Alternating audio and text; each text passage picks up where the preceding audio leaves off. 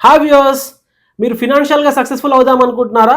అయితే మీ morning routine ఎలా ఉండాలి, మీరు మార్నింగ్ ఎన్ని గంటలకు లేవాలి, లేచిన తర్వాత మీ యొక్క యాక్టివిటీస్ అనేది ఎలా చేయాలి, ఎటువంటి యాక్టివిటీస్ మీరు డైలీ రొటీన్లో యాడ్ చేసుకుంటే మీరు ఫినాన్షియల్గా సక్సెస్ఫుల్ అయ్యే పాసిబిలిటీస్ ఉంటాయో అవన్నీ కూడా మనం మాట్లాడుకుందాం.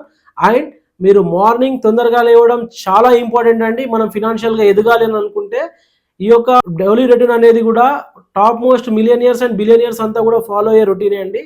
మనం ఎవరు కూడా ఎక్సెప్షనల్ కాదు. అండ్ ఎవ్రీడే కన్సిస్టెంట్గా ఈ యొక్క రొటీన్స్ని మనం ఫాలో అవుతే మాత్రమే మనకి ఫినాన్షియల్ సక్సెస్ అయితే వచ్చే పాసిబిలిటీస్ ఉంటాయి. అండ్ మీకు ఇన్ డీటెయిల్గా మార్నింగ్ రొటీన్ ఏంటి, అసలు ఎలా ఫినాన్షియల్గా సక్సెస్ఫుల్ అవ్వాలి ఏంటి అనే దాని గురించి ఇన్ డీటెయిల్గా మీకు కింద ఇచ్చిన లింక్లో అయితే మేము చెప్పడం జరిగింది.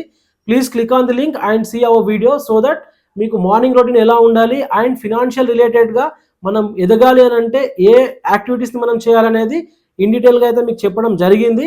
అండ్ మీరు ఎటువంటి న్యూస్ని ఫాలో అవ్వాలి అండ్ మీరు ఒక 30 మినిట్స్ ఎర్లీగా లేవడం వల్ల మీకు జరిగే ఉపయోగాలు ఏంటి, మీరు ఎంతవరకు ప్రొడక్టివ్గా వర్క్ చేస్తారు అనేది కూడా ఇన్ డీటెయిల్గా మనం చెప్పామండి ఈ వీడియోలో.